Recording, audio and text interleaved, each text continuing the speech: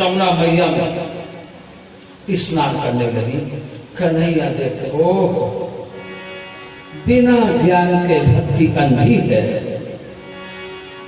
गोपियां जो जल में नग्न स्नान कर रही, जल का देव वरुण जी है, इसलिए जल पीर जैसी बीमारी इन्हें पकड़ सकती है, जो पुत्र पक्ष में बहुत बड़ी अड़चन लाती है।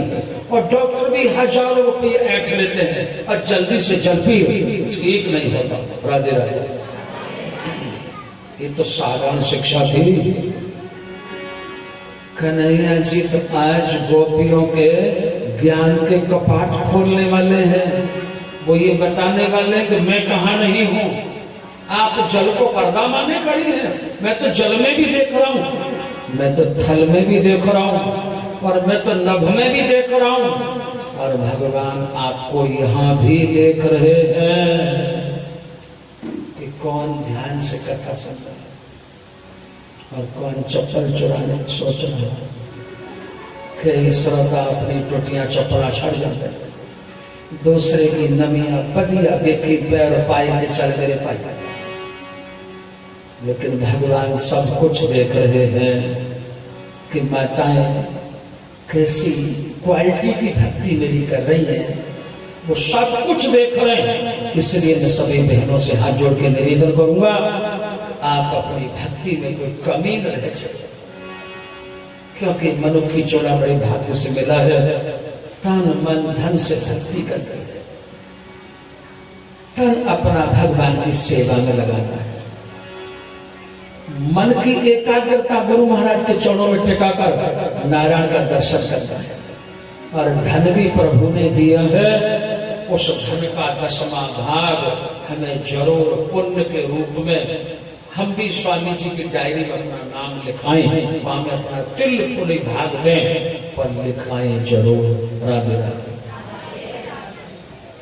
जब आरती करते हैं ना तो खूब बोलते हैं, क्या तन मन धन सब है क्या तेरा, स्वामी सब कुछ है, बोल दो।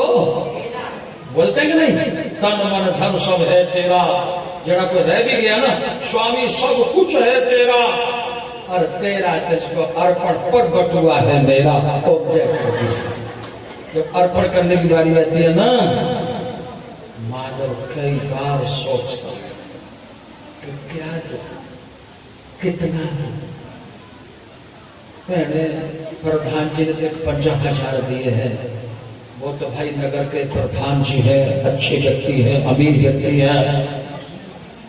तो बहनें कई बार सोचती है चलो उन्होंने 50,000 दिए तो हम 5,000 दे दें। फिर सोचते हैं नहीं 5 तो ज्यादा है, 4 बढ़िया। फिर सोचते हैं 4 नहीं 3 ही ठीक है। एक बुआ देता है जेंड के, वो भी भागवत सुनाते हैं। बुआ देता, वो द्वारका शास्त्री की चेला है, मुकेरिया में कथा सुना रहे थे। वो कह रहे थे कि जेड़ी बीबी 1100 रुपया यज्ञ में देन गया, उन्होंने भगवान साइकिल तैयार करे करते थे। जो बीबी 1100 रुपये दान करेंगे ना इस यज्ञ में, उनके लिए बांके बिहारी साइकिलें तैयार कर रहे हैं। उनको साइकिलों पर चढ़ के गौलोक धाम जाना पड़ेगा। तो दान भी थोड़ा ही किया है ना, तो साइकिल पर कष्ट तो आएगा, पसीना भी आएगा। जो 2100 रुपया दान करेंगे उनके लिए रिक्शे तैयार हो कर देंगे। रिक्शे चालक अपने आप होगा, आपने बैठना ही है, और उन्हें चलाना बहुत तेजी से, खड्डे बड्डे कख नहीं देखने, क्योंकि रुपया भी काटे दान किया। जिन्होंने 3100 दान करना, उन्होंने ले मूर्तियां तैयार हो कर दी। बैटरी आ गई, ना डीजल पवे ना पेट्रोल, तो बैटरी वाली सिस्टम की गाड़ियां चली हैं। वो गाड़ी आएगी लेने के लिए, और बस आपने उसमें बैठ सकते। और जो 5100 रुपये या 11,000 या 51,000 देन गए, उन्होंने तो ठाकर जी आपे आन गए, चल भगता मैं तेन लैन आ गया। तो जेड़ियां भैना बहुत ही कंजूसी कर रही है, सावधान हो जाओ, टीके लगन गए, क्योंकि डेंगू फैले। हाँ, दान तो किया नहीं, और डॉक्टरों को तो देना ही पड़ेगा।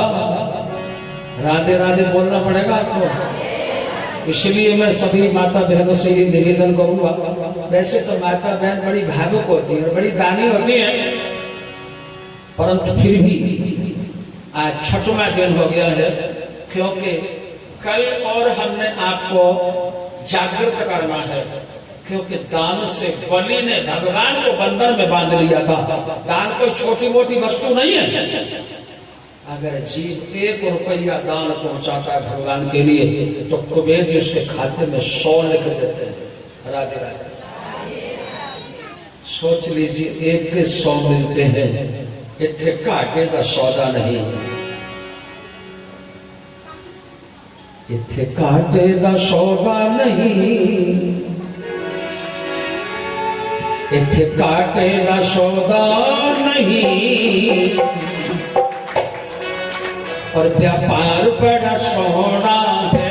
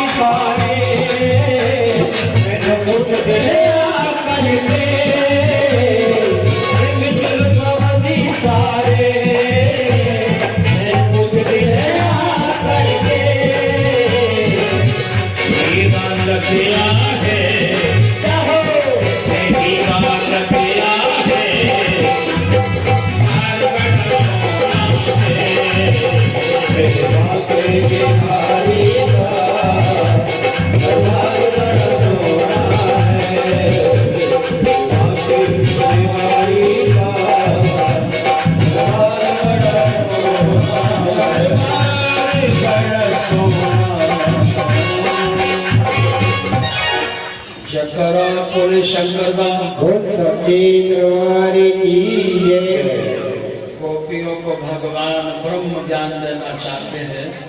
वस्त्र चुराकर इस लीला का नाम सुखदेव जी ने रखा आवरण भंग लीला।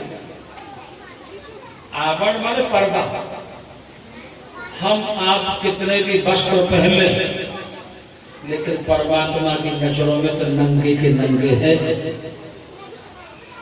भाई बहन, आज गोपियां सोच रही है कि जल पर्दा हो गया और पर्दा में हमें कोई नहीं देखेगा, लेकिन कृष्ण कहते हैं गोपियों, मैं तो तुम्हें जल में भी देख रहा हूं। जब इतना कहा ही था कि गोपियों ने जब सिर जल से बाहर निकाला तो एक एक गोपी के संग दो दो कन्हैया दिखाई देने लगे। बोलो राधे राधे। गोपियां समझ गई जल में भी कृष्ण है, थल में भी कृष्ण है, अंदर बाहर कृष्ण ही कृष्ण है, वातावरण पूरा कृष्णमय हो चुका है।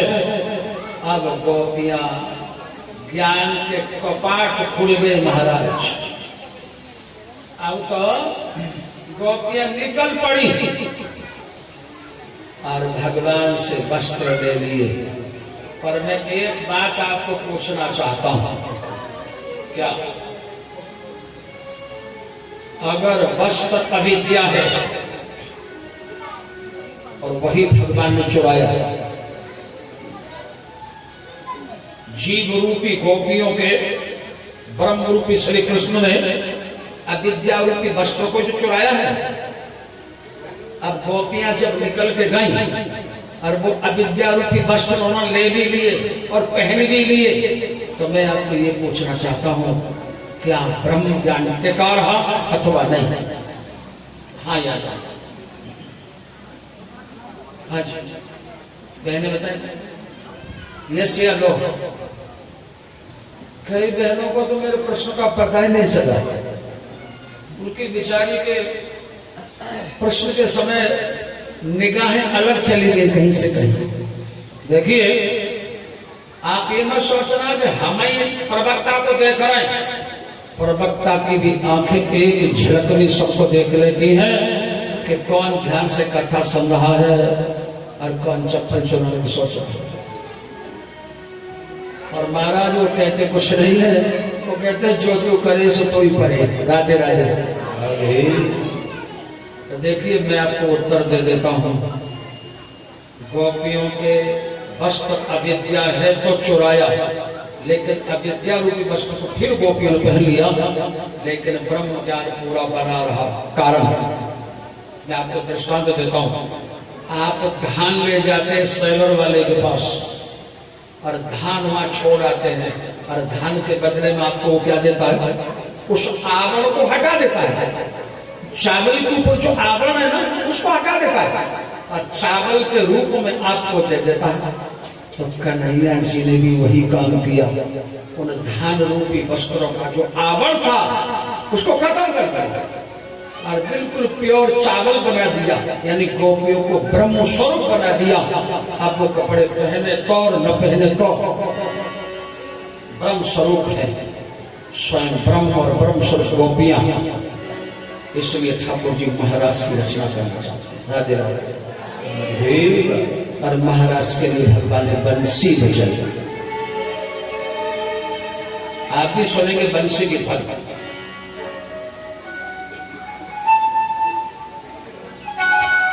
श्री राधे। और देखिए, ध्यान देंगे, ये बंसी प्रभु ने मध्य रात्रि में बजाई। ये कोई वैसी बंसी नहीं थी कि हरेकर नहीं सुनी। यहाँ भी हमारे फौजी भैया ने बंसी के स्वर निकाले, यहाँ भी हर किसी ने नहीं सुने। जिन पर कृपा हो गई ठाकुर जी की वही सुन पा रहे। तो गोपियों को ऐसा लगा जैसे कृष्ण हमको बुलाते हैं। एक गोपी ने एक आंखों में काजल लगाया था, भाग निकली। कन्हैया ने देखा, कहाँ की बात है? मधुबन की, वृंदावन में स्थान है निधिवन, जहाँ ठाकुर जी आज भी रास रचाते थे।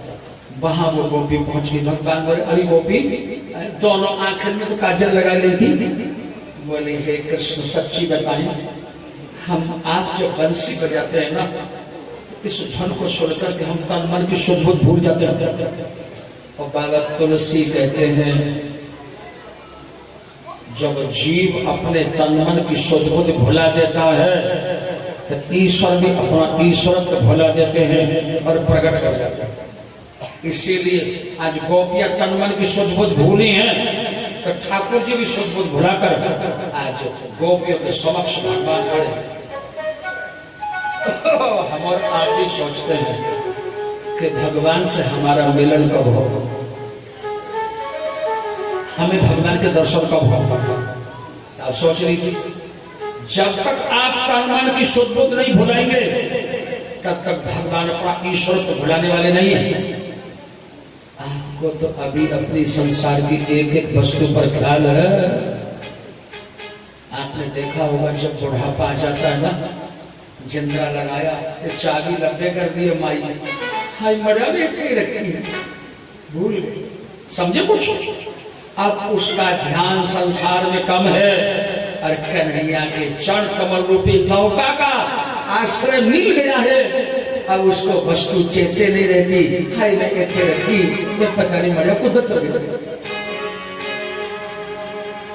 आप समझ लीजिए कि हम भी उस नौका में बैठ चुके हैं जो मेरे ठाकुर पतवार थामे। सुनेंगे हमारे फौजी भाई बहुत सुंदर बोलेंगे। बोली बांकी बिहारी लाल की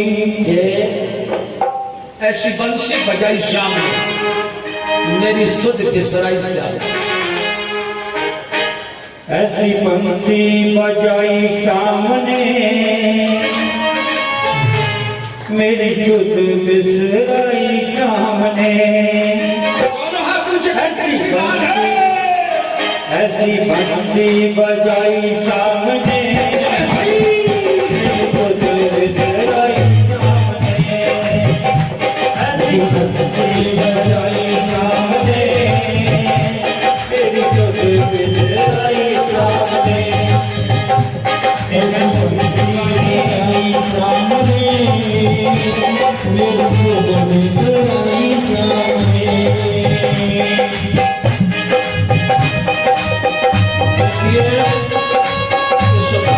गरिमा पहचाने।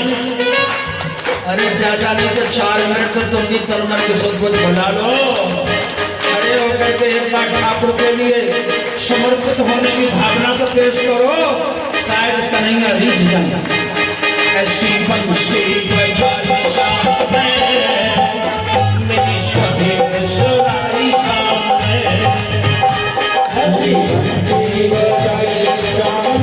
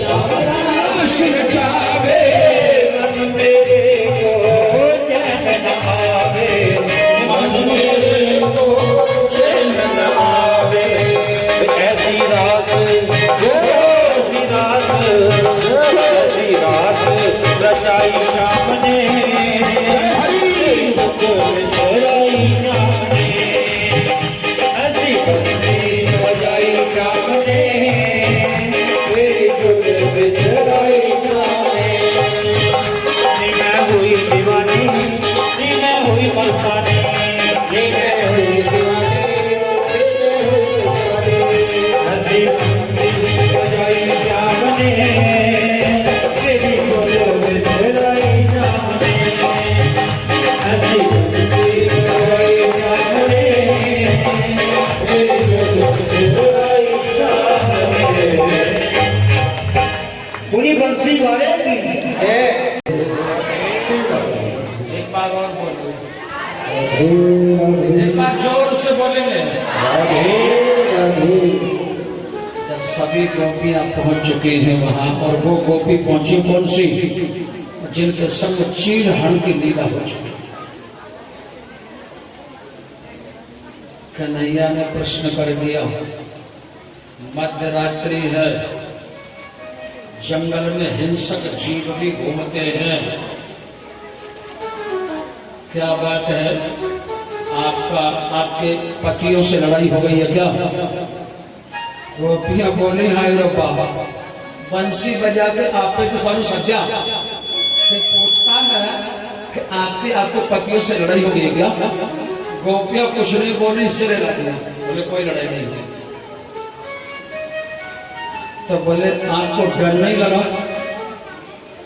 रात्रि में मध्यरात्रि है और जंगल है निधिवन। तो गोपियां बोली, पता नहीं कैसे प्रश्न कर रहा अटपटे। गोपियां बोली कुछ नहीं, फिर से लगा दिया। अच्छा समझ गया, आप चंद्रमा की चांदनी देखने आई हैं क्या? शरद की पुण्या थी, राधे राधे आने वाली है। माताएं तस्मई बनाती उस रात को, और पतली सी चुन्नी बांध के छत पर कोई टांग देती है, और फिर सवेरे ठाकुर जी को जल्दी भोग लगा के नहा धो के ब्राह्मण जिमाती है, और अपने घर वालों को सबको भोग जिमाती है। क्योंकि आज भी शरद की पुण्यों को चंद्रमा भगवान और सब्जियों के दाता है। जिस बच्चे का कुंडली में चंद्रमा खराब होता है ना, पंडित जी कहते हैं इसके चंद्रमा गले में पहना हो। चंद्रमा प्राणों का दाता होता है, जिनका खराब होता है उनको चांदी का चंद्रमा पहनना, वो अपने हाथ से चांदी दान करें। राधे राधे। तो भगवान बोले फिर क्या लेने आई हो? गोपियां बोली है, भगवान बोल ए सब पुकारा। तो कन्हैया ने ये नहीं देखा ये कैसे बोल रही है, लेकिन वो इतना जानते थे कि उनका भाव क्या, बिल्कुल पागल हो चुके हैं। बोली है सच्ची बात बताएं? बोले बताओ। तो सुन, तेरी बंसरी की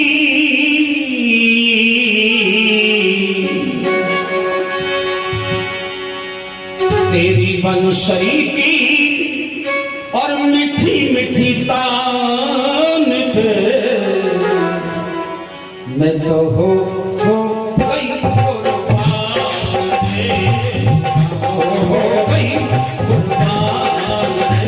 तेरी बंसरी की, तेरी बंसरी की मिठड़ी लाल पे मैं कहूँ हो गई कुर्बान रे, मैं कहूँ हो गई कुर्बान रे। हे हरी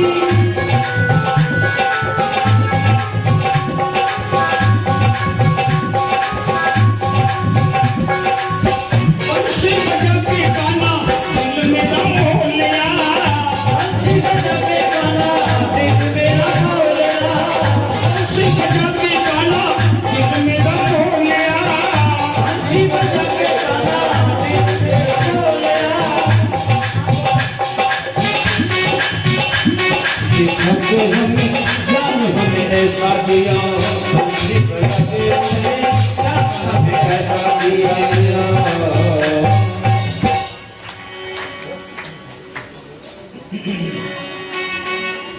मैं तो जीनिया और ले ले तेरा नाम रे, मैं तो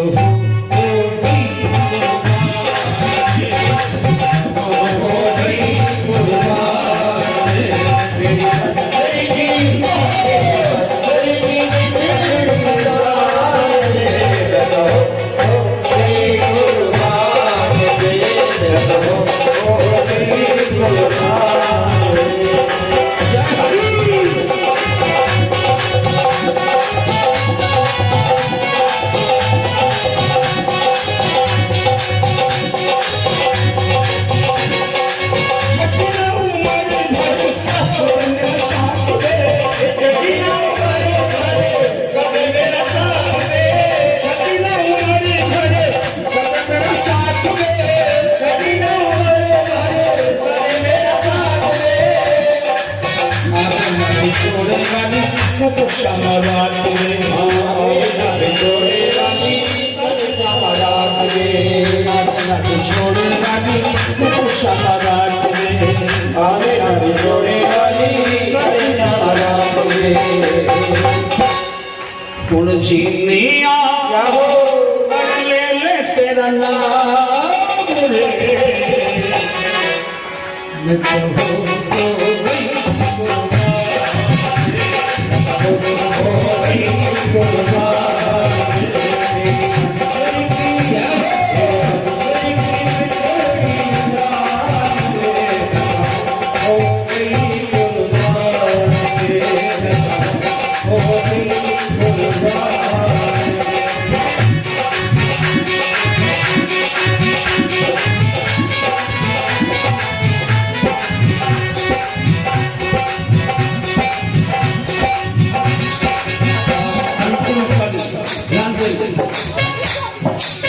घायल करके तेरे नैना वाले तीर में।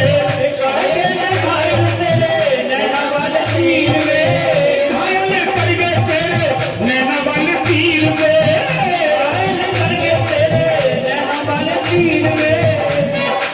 प्यार तेरा पाके क्षमा पूरी तकदीर में। प्यार तेरा पाके क्षमा पूरी तकदीर में। प्यार तेरा पाके क्षमा पूरी तकदीर में। प्यार तेरा पाके क्षमा पूरी तकदीर में। तेरे चरना तेरे चरना की चाबी निशान दे। मैं तो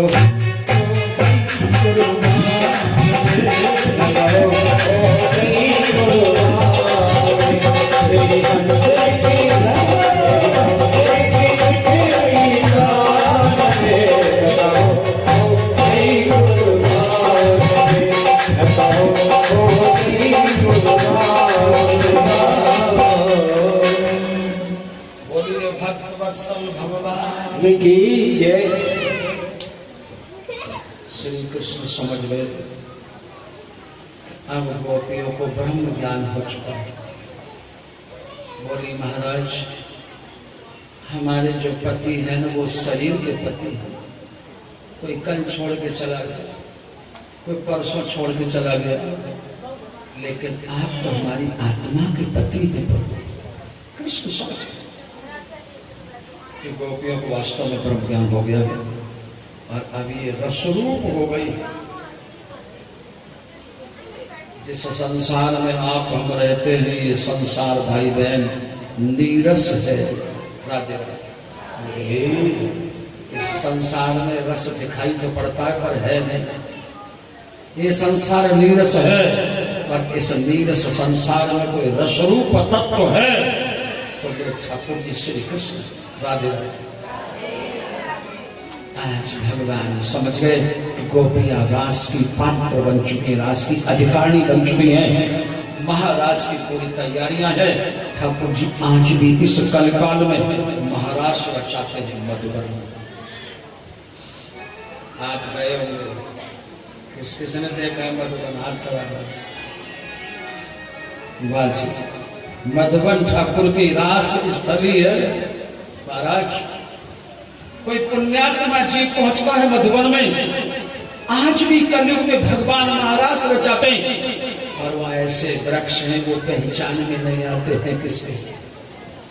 और वो वृक्ष रात्रि में गोपियां बन जाते हैं और ठाकुर जी प्रकट होकर आज भी इस कलयुग के अंदर महाराज की रचना करते हैं। बोलिए रसिक भगवान की जय। आज रसिक भगवान इन सभी गोपियों के मध्य महाराज की रचना करते हैं। पहली स्टेज लिखी है। शायद गोपियों को भ्रम था कि यहाँ अकेले कृष्ण है पुरुष रतन, बाकी सब गोपियां ही हैं। पर जब रास गहन हुआ, जब गोपियां ताता थैया करके नाचने लगी तो महाराज ऐसा लगा गोपियों को जैसे हम दो दो गोपियों के बीच एक एक कन्हैया हाथ पकड़े दोनों गोपियों का नाचना चाहता। जब रास और गहन हुआ तो ऐसा लगा कि पूरे पंडाल में मैं अकेली गोपी हूँ, सब कृष्ण ही कृष्ण। राधे राधे। अरे ऐसा महाराज था भाई बहन, सुना है कि शंकर जी भी गए उस पावन वृंदावन में, नंदगांव में, गोकुल में भगवान ने नंदेश्वर नाम से पूजा की भोले बाबा की, लेकिन यहाँ गोपेश्वर महाराज बन गए हैं। बोलो गोपेश्वर महाराज की जय, बोलो महादेव बाबा की जय, बोलो भोले बाबा की जय। कन्हैया जी की लीला की टेढ़ी कि बाबा वृंदावन में आपका गोपेश्वर के नाम से पूजा करेंगे। आप बांके बिहारी से जब लौटेंगे ना निधि बल के लिए, तो बस वही बीच में तो है गोपेश्वर महाराज। भाई बहन, अंतिम लीला थी महाराज की, ठाकुर जी की। सब भक्तों को रसरूप कर दिया है, सबको ये पूर्ण वैराग्य दे दिया है कि भाई ये जो संसार है ये नीरस है, इसलिए संसार की वस्तु भगवान से मांगे भी तो क्या मांगा। अगर भगवान से मांगना भी कभी पड़ जाए और भगवान देने को तैयार भी हो जाए, तो भगवान से भगवान नहीं मांग ले, आप ही आ जाओ महाराज हमारे बारे। आचार्य सुखदेव कहते हैं भैया अंतिम लीला थी महाराज की। ठाकुर जी देख रहे हैं कि कंस की उम्र बड़ी अल्प रह गई है और हमें तो भाई धर्म की ध्वजा फहरानी है, इसलिए भगवान ने जानते थे परमात्मा की सभी लीलाएं महात्मा ने पूरी की हैं। ठाकुर जी ने कौन बुलाए? नारद बाबा। बोलो नारद भगवान की जय, जो हर श्वास पर नारायण नारायण नाम जपते रहते हैं और बोले कि बाबा ऐसी युक्ति करो जो कंस हमको मथुरा बुलाए। नारद जी कहते महाराज लीलाधर तो आप ही हो, करते हो तुम कन्हैया, मेरा नाम हो रहा। महाराज आप करता हरता हो, मेरा आपकी कृपा। शिशुपाल का मान हराया, जरासंध को परास्त किया और ठाकुर जी रुक्मिणी जी को लेकर द्वारका में आए हैं। आपके सामने भी ठाकुर जी रुक्मिणी जी पहुंच चुके हैं। सभी जोरदार तालियों से सम्मान करेंगे और वरमाला दे दें दोनों के हाथों में। पहले रुक्मिणी जी पहनाएंगे भगवान को वरमाला। आप बांध दो, मुकुट बांधिए भगवान का।